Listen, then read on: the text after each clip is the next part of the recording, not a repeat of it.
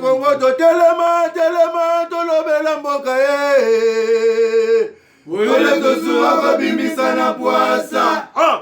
Ba député to votaki bazo salarien. Bazo salarien, to kende na funa bazo salarien. Bazo salarien. Congo to lega na mwamba bazo salarien. Bazo salarien. To kende lukunga bazo salarien. Bazo salarien. Na baboko kula bibembe bazo salarien. Bazo salarien. Ato mwana changu bazo salarien. Bazo salarien. Bazo salarien. Bazo salarien. Ayatola ni molili bazo salarien. Bazo salarien.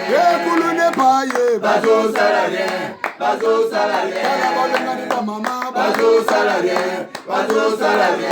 Tola ni wapi bazo salarien. Bazo salarien.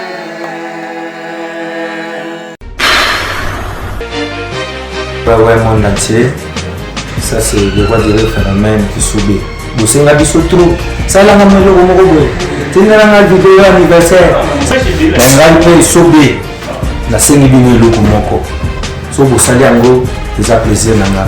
Biso nyonso, tous s'abonner. Na Bakinois Balobi TV. Bakinois Balobi TV. So vous savez en gros, vous s'abonner. Biso tout. Na Bakinois Balobi TV. Les gens voient que Pessinga, il a au Sengi.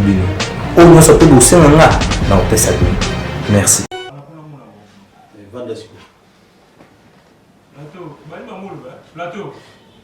Ok. Bon dimanche, on a bino tout.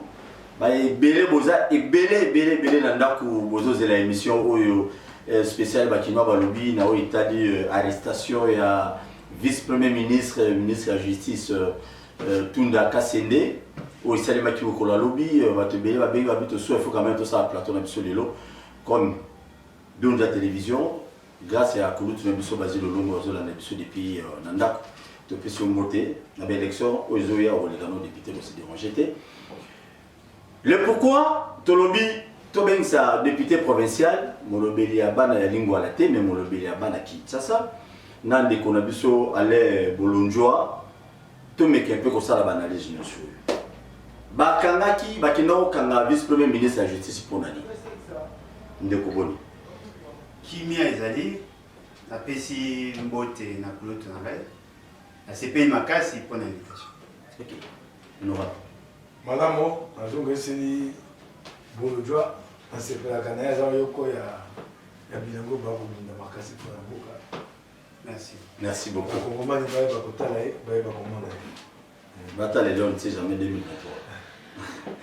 Merci beaucoup.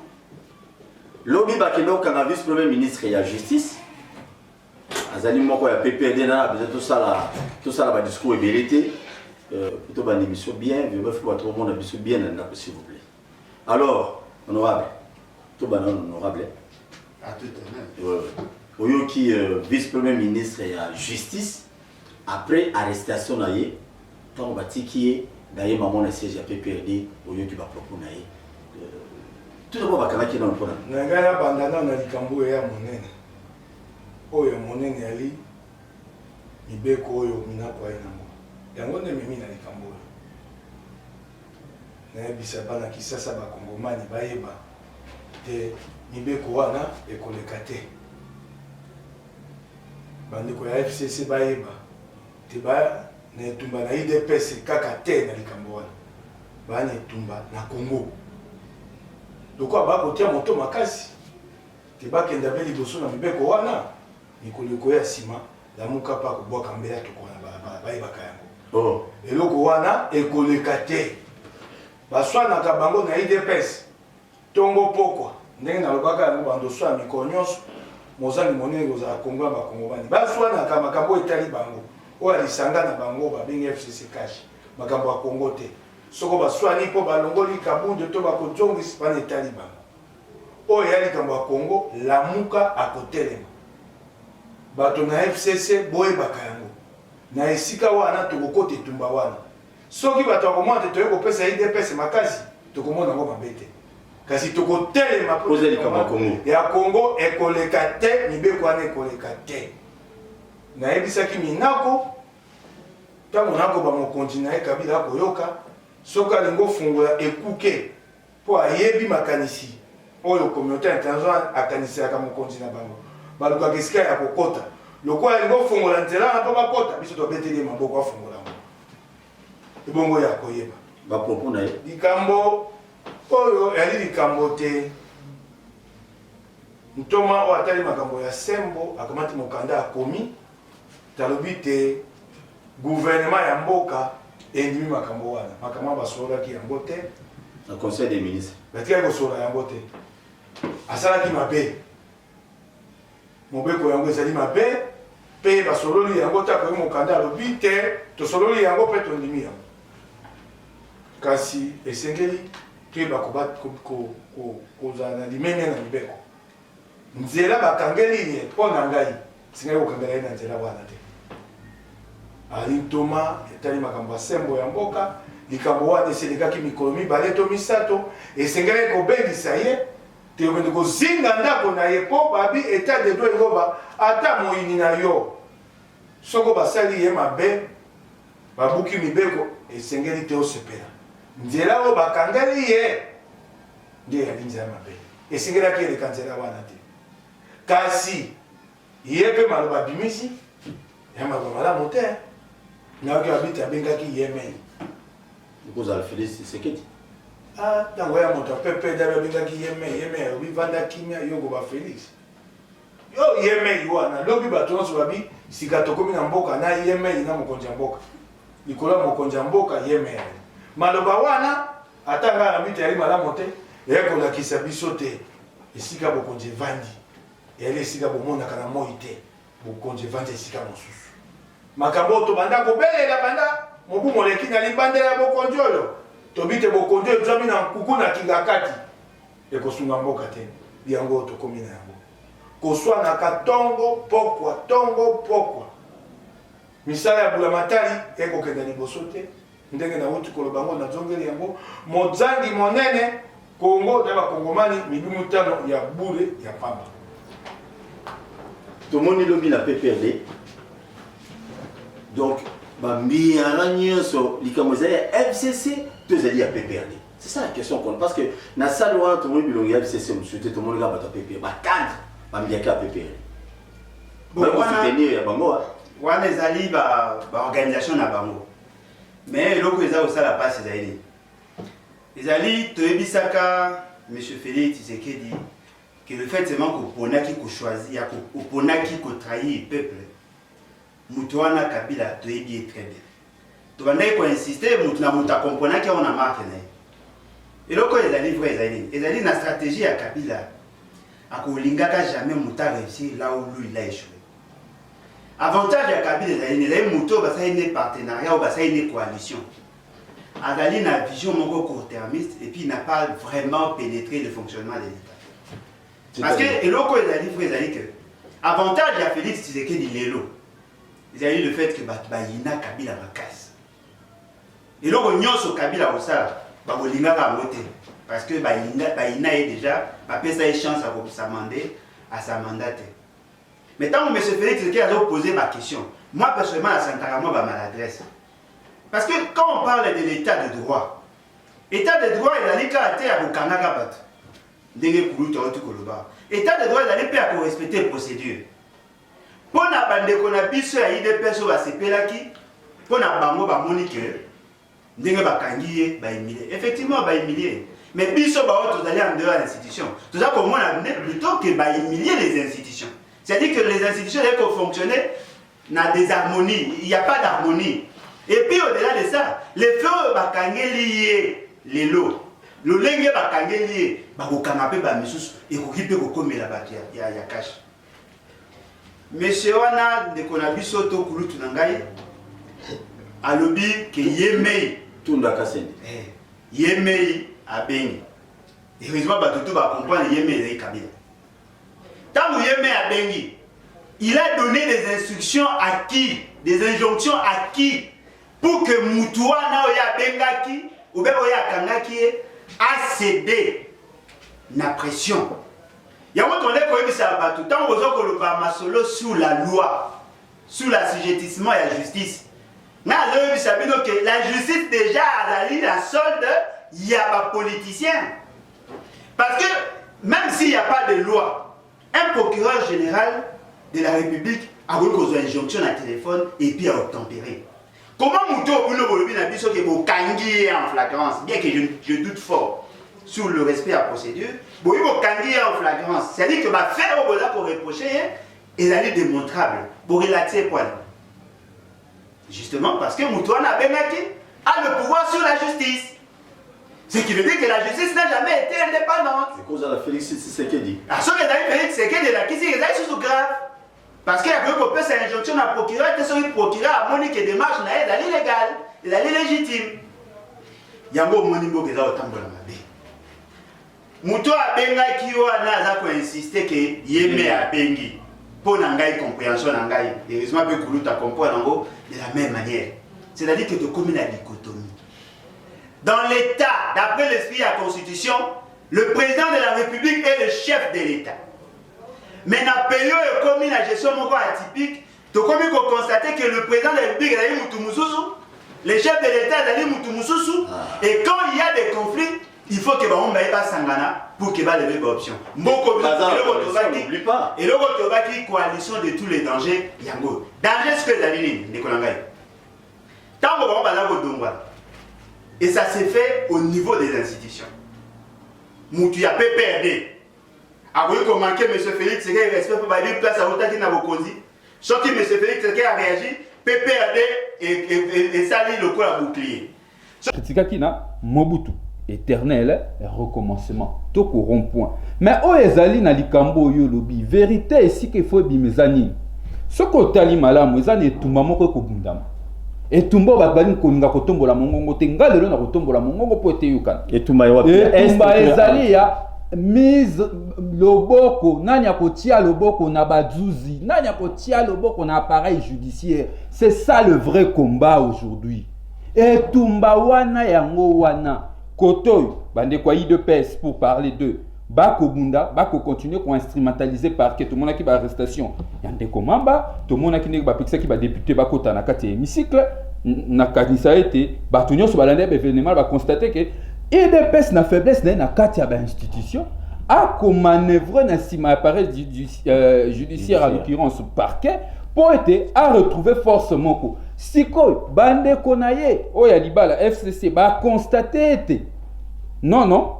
Il y a solo bakomi ko ya ko contrecarrer ba makamu na biso pe photo lukato sala nini to tia loboko na kati loko bango ba ko contrôler et tumba mon signalé à justice ba ko bunda nana ko contrôler appareil judiciaire ndo moni bato ya FCC ba yaki na miboko misato to ko telemela mibeko ekozongisa indépendance ya justice na sima mibeko eko violer indépendance ya pouvoir judiciaire eloko o biso envol to ko telemela yango wana oyo esengeli bato bayiba etumba ya solo ezali esika wana bako bunda nani ko contrôler appareil judiciaire yango sikoyo oyo esengeli koloba lelo ezali na kati ya etumba na bango bakomi kosalisa biso apparemment soki natali malamu chaque mois depuis gouvernement ezala chaque mois dans la crise.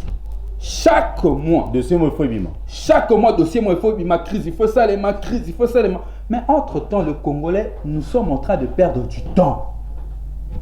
Oh, les alliés mis en jeu, les alliés à venir, il y a plus de 80 millions de personnes. Oh, les amis, ils ont jeu, l'élo. L'écolo a une maturité politique, il y a bateau, il y a régime, il y a l'élo.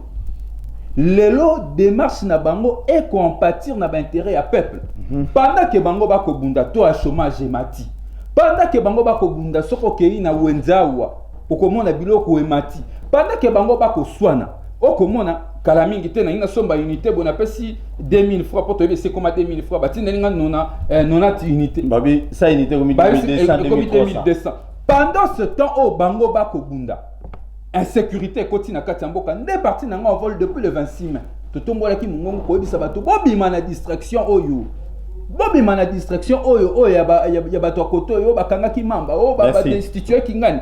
O ezali malamu lelo il faut qu'on rappeler, il faut qu'on yebisa pouvoir o ezali lelo en place. Intérêt à peuple batie wapi. Okay. Intérêt à peuple batie wapi au-delà de tout. Et sengeli na bango bavanda batala esika nini priorité il faut salema bitumba na bango ya ko contrôler ba institution notamment justice lelo ba ko l'état de droit mais en réalité bango nyoso ba ko bunda po ba instrumentaliser justice wana va se pas ba arrestation nyoso ko mona mingi ezali arbitraire ça veut dire et salami na ba norme te et salami pona ni po ezana batu moko ba ko ningisa ba ko benda justice abeni mpanzio nde omoni pe ba o wana ba yena mobeko o ya mabe ya bondoki ya bo diabolo o esengeli na ba congolais ba telemela kino na suka na oki na cité oza ba kino lobby na cité ba bi bato bele bazo sala nini nyonso wana parce que moko papa na defara 1 million de dollars na FPI mususu azana mwasi na azwaka su 500,000 dollars na FPI ba mususu do bazo ba mbongo na FPI alors ba moni état de droit que risque il y a mwasi na ngai ya papa na ngai ya kingani tout ça là tout ça mise na justice wana za na cité honorable ça c'est la RDC bon en fait politique africaine apparemment ils allaient rendre morceau moni politique na Congo na Brazzaville cause à la peu près na pays mususu na Côte d'Ivoire et puis bon il faut tout le comment tout sauter honorable ba crise union so ezali ko profiter wana bino ba politique ba crise union so profiter population té bon créer ka pour bino bo se retrouver et cause à maman les gars lobby wana ba kabula pe musolo à l'état butu mais peuple va souffrir wana ba stratégie na bino ba politique pendant deux ans mon aboyé on dirait 2023 élection aux alati oko tunanga motuna o esengelo tuna Félix na ba oyali bango bato wana bokonji biso la muka baboto la biso bokonji bayiba biso bokonji na biso lelo na koma kosala mosala ya motindami o ali na opposition motuno tuninga esengeli kotuna batato batoki bokonji butu biso to akolala moko ala muka kembango na kingankati bakoka bola bokonji kuna kende kotuna bango eloko nini bakosala nga tongo pokwa bato bakokomela ngai mboko okekende wapi nabisi ondeko na koyanela bino boni na yebe pa mboko kokende te epai biso toyebi biso la muka epai toyebi mboko kokende ezali mbela oto bwaki to beleli tolobi te mboko kokende mabe maponami oyo ya lobi ekozala na mobulu po maponami wana ezala na mobulu te toya tovanda na mesa tosala babengi mbongwana to na posa ya dialogue te pona okabala bokonji pondongo yoko dubango lokwa mwa pilipili mwa mungwa ya teza mutuna na tuni songi ya bapandisa te na tuni soki la muga na besoin dialogue isalema dialogue benga yango dialogue wana ba politique loyo bakonji na biso banso ya la muka falo bandaki nango mobu moneki bato bafingi mwa mobali ya bato apesaki mayela malamu lelo bato banso bandimi yango esengeli tovanda na mesa to solola to yeba kotala boni kosala po maponomi o ya lobby ezala maponomi ya pole eloko to kosenga yango wana to yokana na kati wana ya bambongo wana pe na makambo bazuze na kati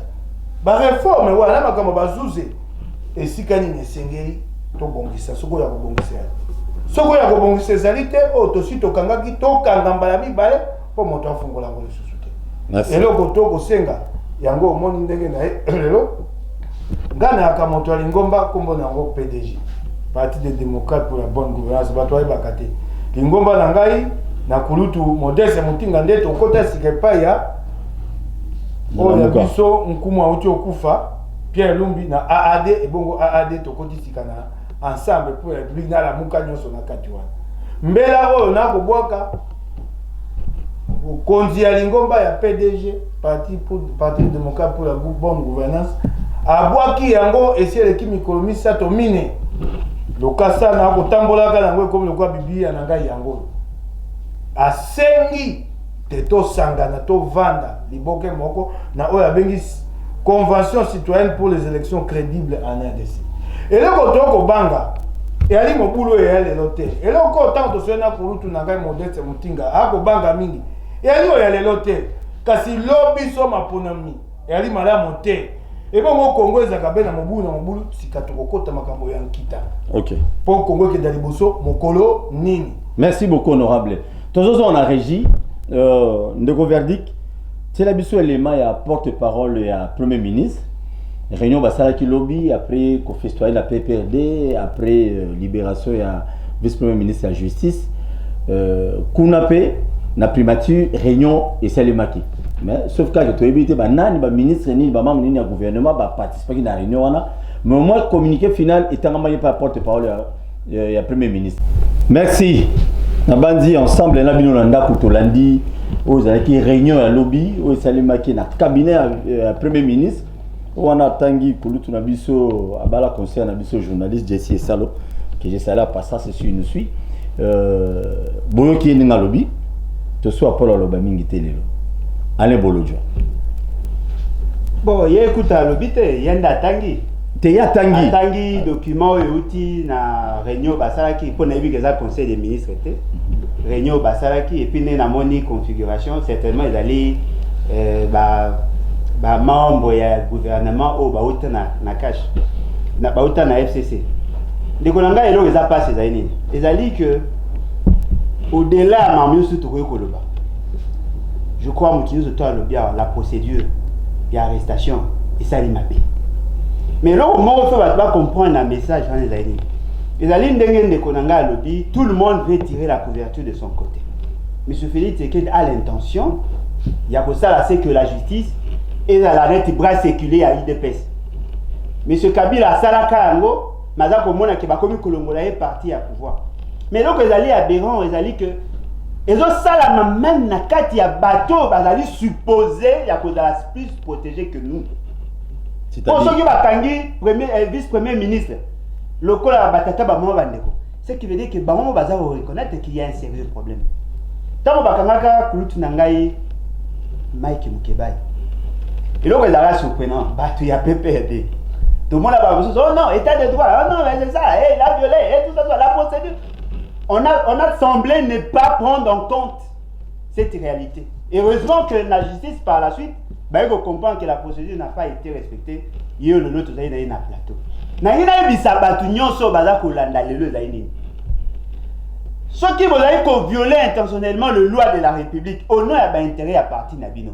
Boye barayango que un jour et au sala me la pébino parce que je n'ai jamais et au sala matin bata pépé ba nego kanga baninga le bango ba sakolela le lo bata ide pesa ba zo kanisa ke ba na maîtrise ya l'état parce que ba za ko kanga bani lobi pe bango pe ba kolela parce que ndenge na yebi mukilo ndenge za ko tambola les paniers circulent encore et koko makakaka un jour ba ko kanga parce que loko zali vrai un ministre ou un premier ministre un vice-premier ministre ne peut pas être arrêté de la sorte.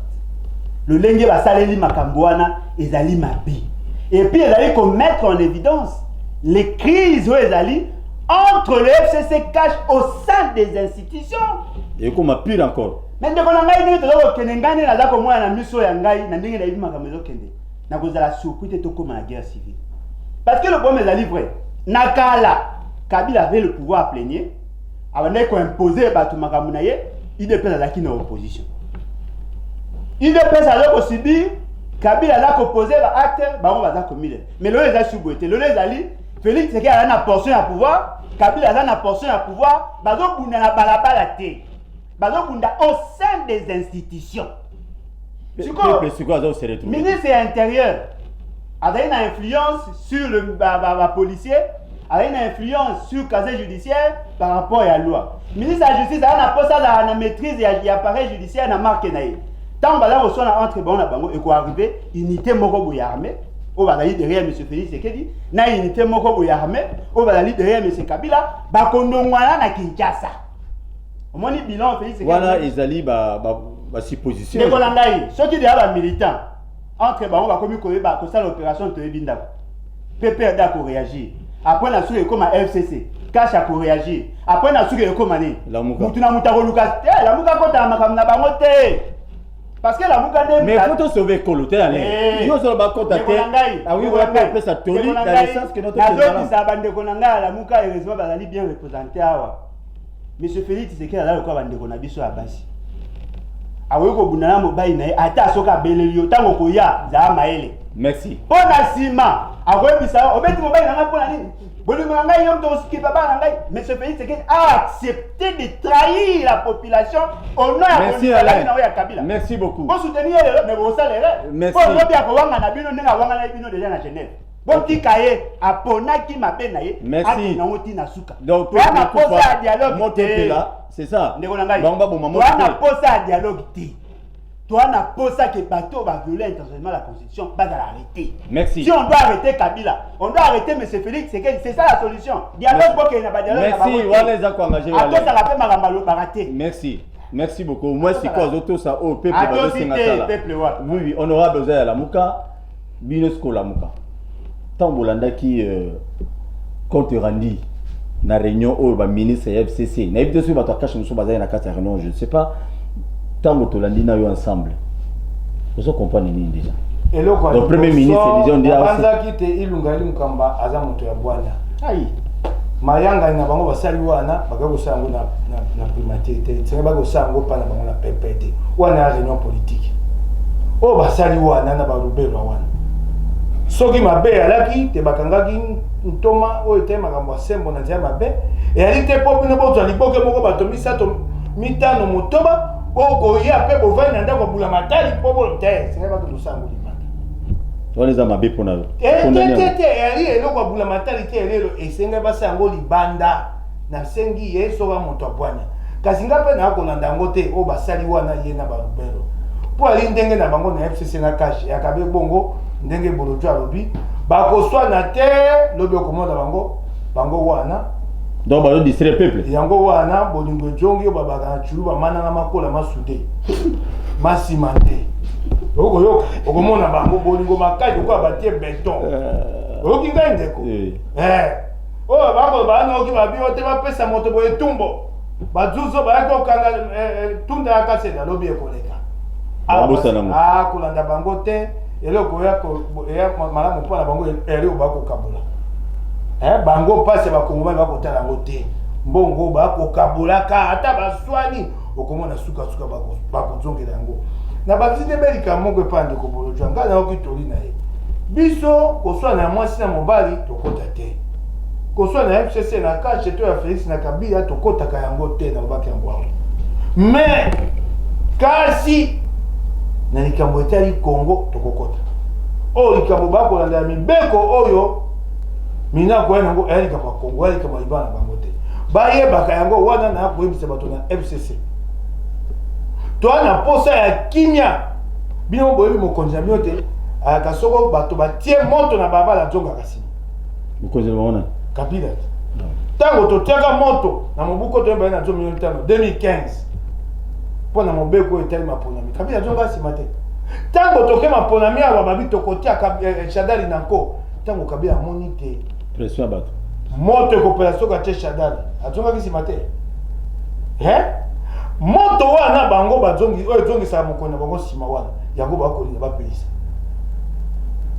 bato na IDPS bakobunda mpo na Congo na likambo etali miboko ya minako biso mpe soki bato ya FCC batie moto makasi tokokota bayebaka sika IDPS ngambo biso ngambo moto wana bayebande bakokumba bosangana na moment opportun nalobi na oboyo soki na likambo ya Congo esengeli tosangana na moto mpo na kopambela kotema ya mabe tokosangana na moto wana mokolo wana oyoki ngai ndeko na ngai. Merci honorable, merci beaucoup ndeko ya Envol Rodrigue, porte-parole il y a Envol parti à Sisanga oyoki lisolo wana bien compte rendu à réunion na bango ndeko Paul Tosuwa na bandeko nyonso bakolanda biso na nzela etando ike na bino ezali pasi lolenge mbo comme otambola comme une forme de gestion paysanne, une gestion villageoise ya république ba désacraliser autorité à l'état non seulement ezalaka déjà te basilisi yango na mpifo basilisi yango na tina et de deux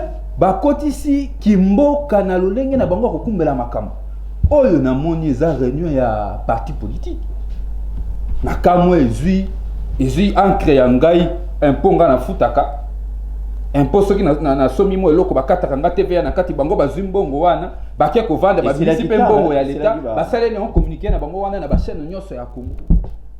Est-ce que lolenge oyo nde bakokumbela mboka en réalité oyo eza ko se poser le problème na Congo il y a les problèmes de leadership, il y a les problèmes ya vision lolenge akokumba mboka ezali lolenge ya kozanga kozala o babengaka le sens de l'état, mauvaise conception à l'état.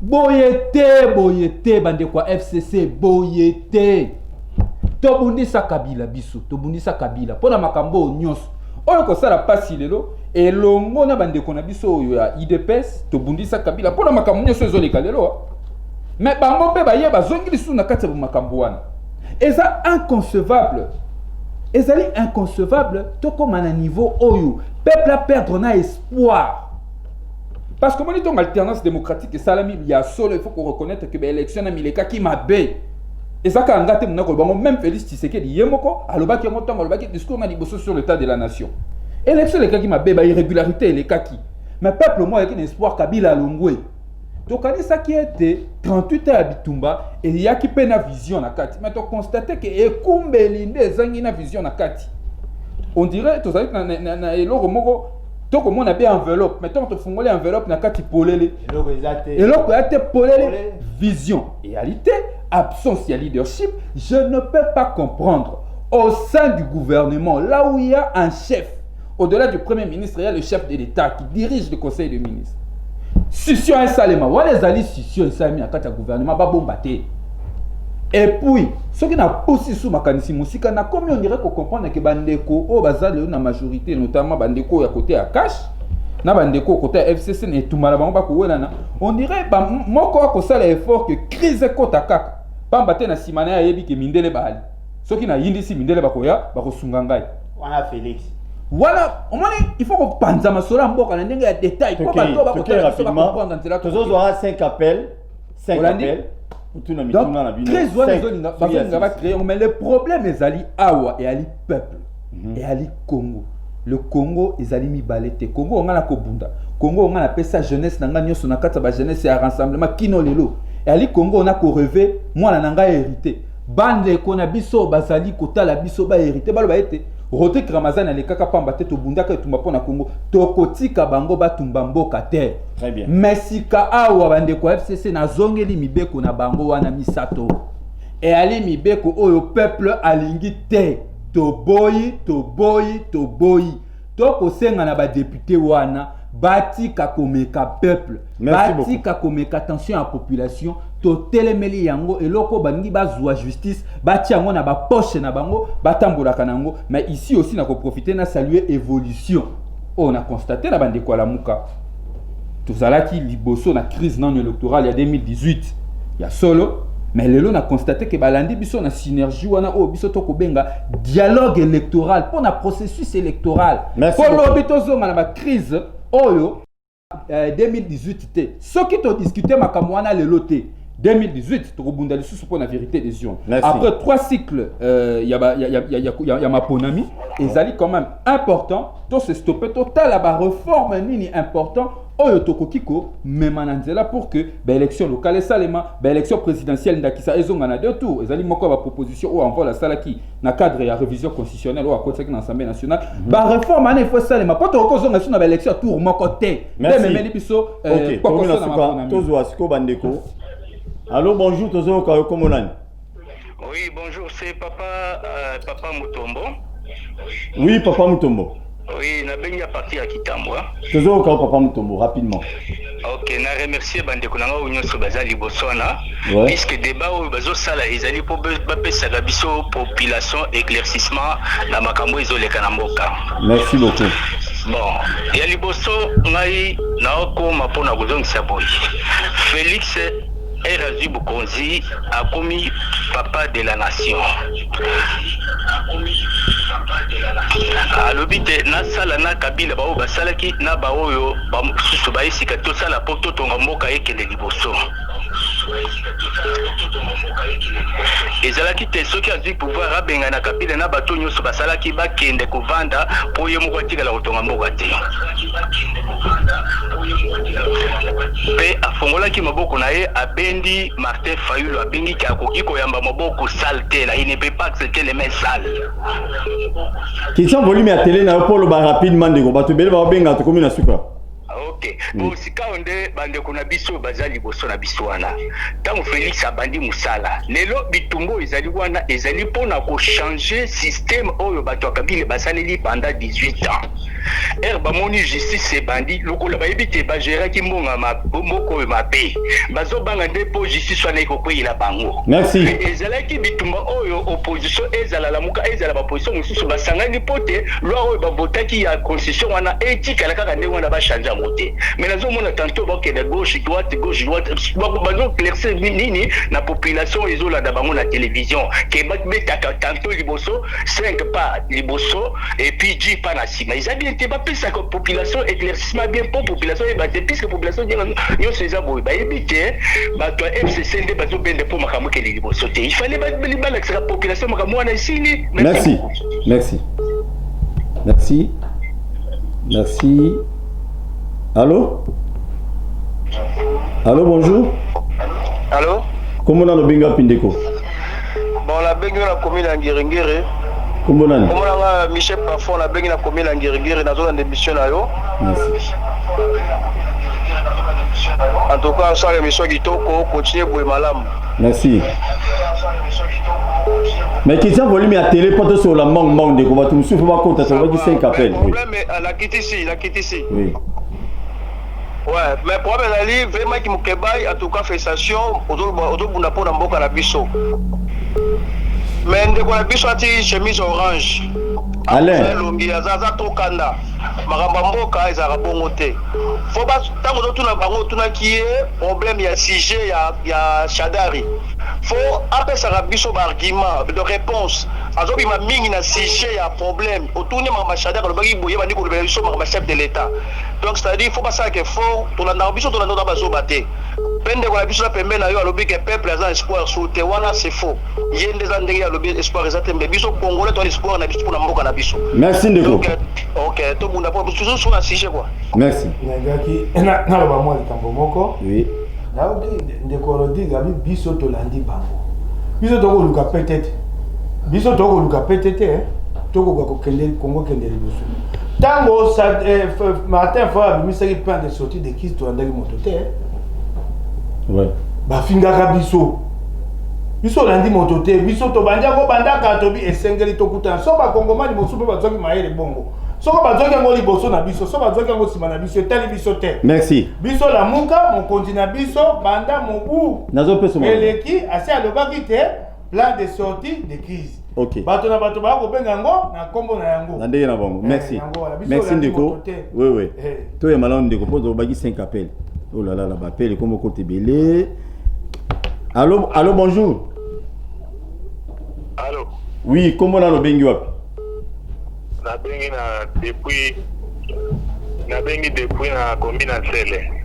Comment on a le papa? Ah, comment monsieur Ferdinand. Toujours encore rapidement la contribution na yo pour te commune na suka. Ah, na benze mission na suka, mais la zone saluée d'honorable Maï dans minute oyo azola ki sapena protection ya un vrai nationaliste. Donc à la qui c'est pena que ala parmi bateau yo bakundela ka peuple. O na minute oyo ache tendance politique à part azana souci mboka ke mboka ekende liboso. Merci beaucoup. Là moi lobeli na banque lobeli ya N. Mutu aputi kozala ndenge wana te ntango toza mpona kotia mboka mutu nyonso fo atala intérêt ya mboka oyo tozali kokende kotala o président boye koloba mpona président elobi eloko moko te ide apesi wana alobi bien ke soki ezali likambo oyo eza mpona intérêt ya mboka aza prêt ya kosala na n'importe qui mpona kosauve mboka. Merci. En tout cas honorable nalandi baintervention no 3 fois mobimba na tv oyo elandani.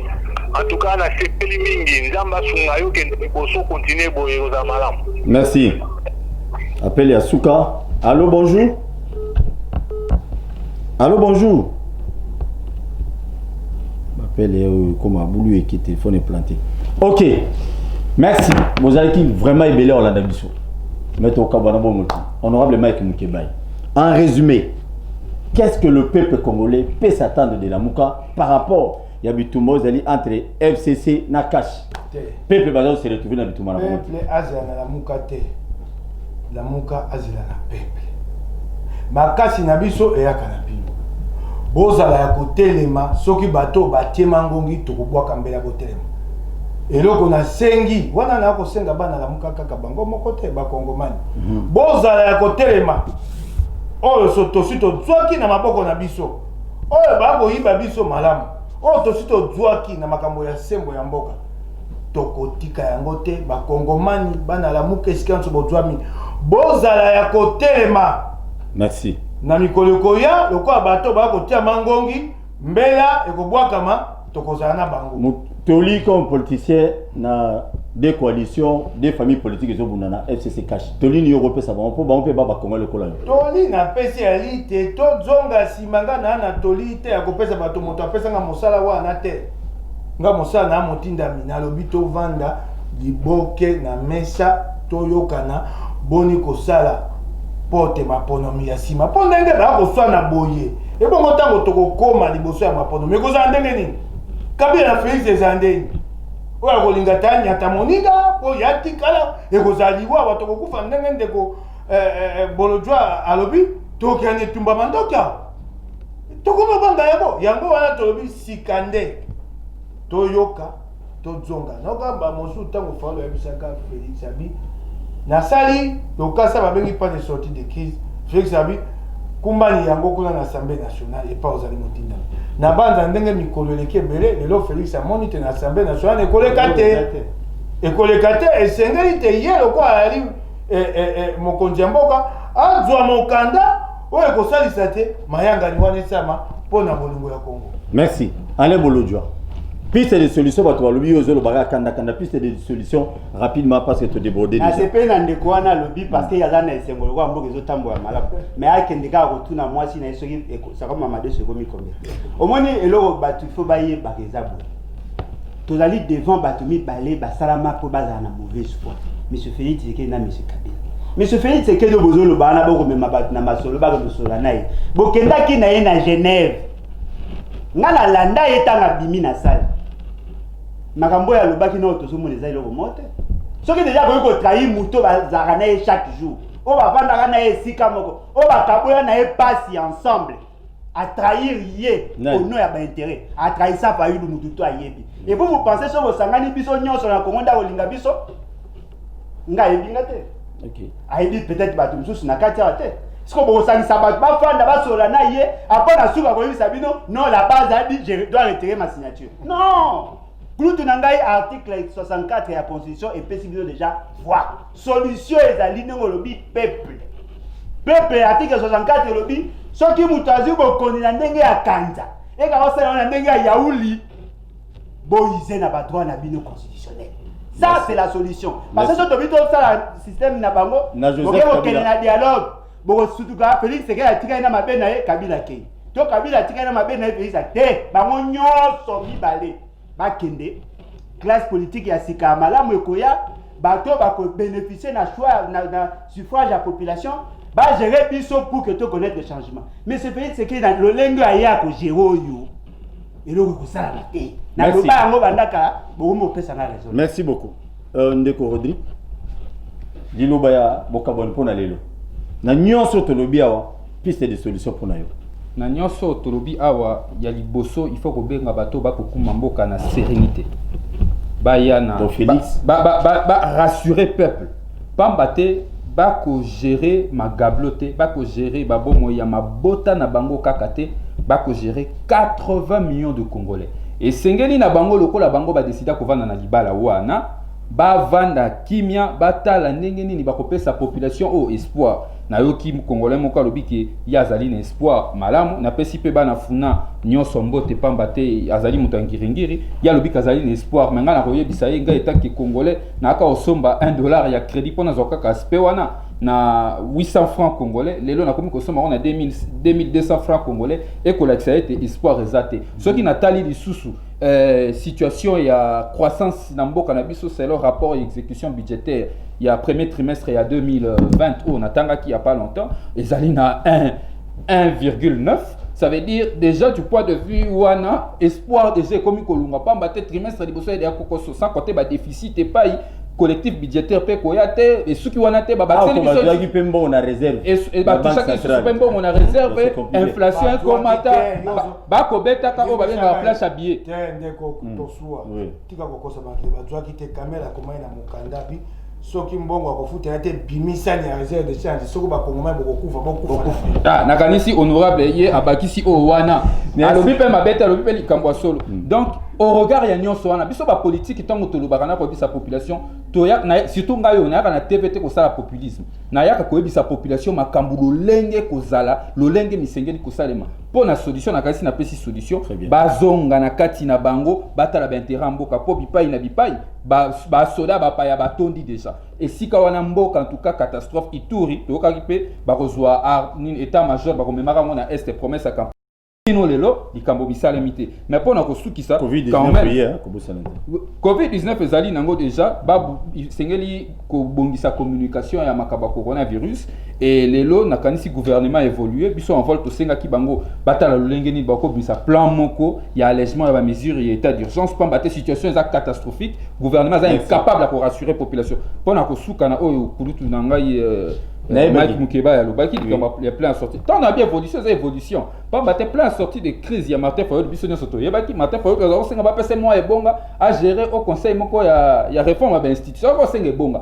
mais lelo na yo kele bien ezali likambo ebonga te nde évolution malamu pe disusu ezali likambo ebonga te ezali likambo soko pesi kulutu maloba ngape ipona to maloba na répondre to na émission ya débat donc ezali likambo ngala kata ki o maloba te kata ki o maloba te de Mukeba na kata ki o maloba te na silisa na koyoka yo ngape na ozana droit à réplique pamba te to na débat ezali likambo ete ndeko Fayulu a évolué na bande kwa lamuka to saluer yango pamba te to tala biso nyonso na direction moko o envoie beta ka c'était mikolonio to longa na crise électorale 2018 to tala avenir ya mboka lelo ba na avenir ya mboka to yebisi bango base rejoindre biso malamu merci ndeko toya kana etando ke na so rapidement babengaki yango plan de sortie de crise ba comment était Fayulu akosenga libonga et na makanisi maele belé batiaki to sa ba réforme pour ni so to etando ke yo ça va expliquer là bayaki batie lokasa lokasa benga plan de sortie de crise avec la molongo moko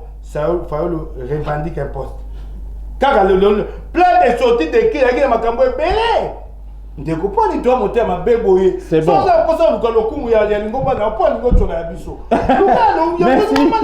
merci beaucoup quoi to so nanga ko sala ndeko Mukeba mutema pasité na ngela ba de vérité ya atala kaka en tête mais atala ki katité na katité esika o esengela ki ye Martin Fayulu a diriger institution wana na kanisi esengeli pa sala azala na maboso to ba population te plan de sortie de crise ezaki na bokonzi Fayulu ko senga to boya yango te wana ndimi a évolué honorable a évolué on est malade on est ici ça c'est pas évolution ça honorable ça va évoluer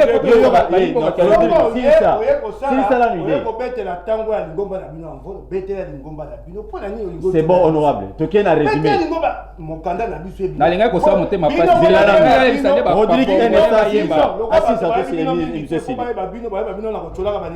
c'est mais ça lui monter ma passe na lobi ko solo allez s'il vous plaît n'ayez tous à calme émission comme na suka to piso 30 secondes et puis to désannoncer bato belé bazana ndaku bana bezo ba le bana biso bien parce que to me ko cha bona bulu et que nyonso to lobi na début no se kenimai 30 secondes s'il vous plaît ngai na bisa bandeko na biso to zaina bango hors pouvoir, en dehors il y a pouvoir, c'est-à-dire que tous en vol, tous la muka, tous bandeko nyonso, ba kankolongo et consort, biso nyonso to bito sangana, to sangana passer to na posa changement. Très bien. Mais na boyi bo sangana na bateau ba pona ba intérêt individuel. Parce que le homo est livré bandeko na ngai, bo mata bo kita. Félix Tshisekedi na Kabila ba ko bongo la motema lelo na lobité. Bazali bateau bazwa position na bango, bazali na ba politique égocentrée. Pour la Bango, Congo égale Félix Tshisekedi égale Kabila. Merci. Ce qui te mis dans Sangana, Bango est comme la solidarité dans le mal. Le peuple ne va pas se retrouver. Yango la kosenga ndeko nangai kulutu nangai Martin Fayulu. Nala kosenga bandeko nangai ya la muka. Tezela silisa. Nala kosenga bandeko nangai ya la muka. Boto sa constitution. et le but que ceux qui moutazu beaucoup n'engé à Yaoul là que j'ai on n'engé à Kanta botika population s'en charger on négocier na monsieur Félix na monsieur Kabila té ba ko changer ka le na lobby merci oui soko aye pour te baye ba ngomba na bango eza na tina ta ya ko chola biso merci ayoka yi déjà ozana na ko swa na wana te ya ko ya ko luka pete na minute to luka kimia to na bandaki soko bobandaki bozo yango bokena bo soko biso to évoluer na beteli yo maboko merci beaucoup bongo bino lokwa bino nde bozo merci na ba nyonso balandi yango bino nyonso bino moko boko batu nyonso balandi to so Paul donc to so batu nyonso wana émission aussi a te so yo di parole na pe fonage ah oui merci na ba nyonso balandi to so Paul nazo pesa maloba na pesi merci beaucoup na ba nyonso bolandi biso na banzete même bino na ndako même nos politiciens bazana souci ya changement mais les mal les ozanga na ba konzi mususu oya biso to ba politicien mususu et ya motema mabe eza ko banga ke lelo soki état de droit komi ya solo ndenge Alain alobaka biso nyo to état de droit ya solo et belé ba makala parce que belé ba détourna ba yiba ba boma ba sama mebele mabe na Congo. C'est ça la crainte ba politicien. Tala médecin banga tonga aba mais pas beta mutu facilement. Mais si go politicien azo banga makala na niveau mo boni dete. Mais yo pas kangisayo c'est plus simple. Pour vous dire tout simplement que non, ba politicien boye ba été Congo, ils a biso nyonso. Na répéta que loko chaque jour, le petit peuple baza ba locataire à Congo té. Bino boza ba ko lopango té. Congo oyo, ezaka ba koko na bino ba parents na bino bazala na Congo té. Bato ba bana masolo politique na Congo belé ba kufa. Mobutu akenda na tuna Mobutu azawa pilelo. Petit peuple biso peto me ma na bulu eke trop. Quand bazo pesa yo 10 000 francs, 20 000 francs, na lichette, kendo kata ndekono na nzela. Mais tout na mutu wana zo pesa yo mbongo kata ndekono lichette na nzela. Mwana na yo za wapi, pesa pe 10 000 na 20 000 francs to bimana na nzela. C'est aussi important parce que biso tozo sala to bimina na nzela, on va pesa biso to défendre idée pesa to de oui. Boye bisa bango pe ba bimisa bana na bango na basi na basemeki na bango pe bazala na nzela. C'est très important. Biso peuple, petit peuple, tous autres qui biso photo dans la misère, bon va payer ça 10 000, 20 000 francs. Voilà mon thème en bien pour ces Congolais. Peuple fungola misu. Il est maintenant, to bénéficier peut quand même na bilo rosa na serre ma belé. Donc pas bien on va minérer richesse à Congo, biso to bénéficier na. Na bandi to kuta un peu si merci. Na ndeko nanga le bolojwa à tout moment ça disponible pour na bino, ba téléspectateurs ba kino ba lobby. Merci beaucoup na ndeko nanga Rodrigue. Porte-parole est en vol. Merci à l'honorable Mike Mukeba. Il est le dimanche. Il faut à la famille Nandako Malobi. Il faut servir Bakinois. Pour s'abonner, la chaîne a sur YouTube. Les aliments qui ont contribution à Bino. Si tu as 5 000 bongo, le bio te soit attiré Kingan. Mais bon, s'abonner à YouTube Nabiso. Bakinois Malobi TV et ça la biso bien. Merci. Tokutani lundi à 10h juste. N'a pas invité Moussous. Ceux qui colo. Ceux qui sont invités. Merci. Ouais, monde entier. Ça c'est le roi du phénomène qui subit. Vous savez, la biso trop. Ça là, on a le mot. C'est une vidéo anniversaire. On a le subit. La scène est bien le kumoko. So vous savez en gros, c'est un plaisir nanga. Biso nyonso, tous s'abonner. Na Bakinois Balobi TV. Bakinois Balobi TV. So vous savez en gros, vous s'abonner. Biso tout. Na Bakinois Balobi TV. Ils ont le droit de pesinga. Il a le mot na scène est bien. Au moins, ça peut vous servir. Non, merci.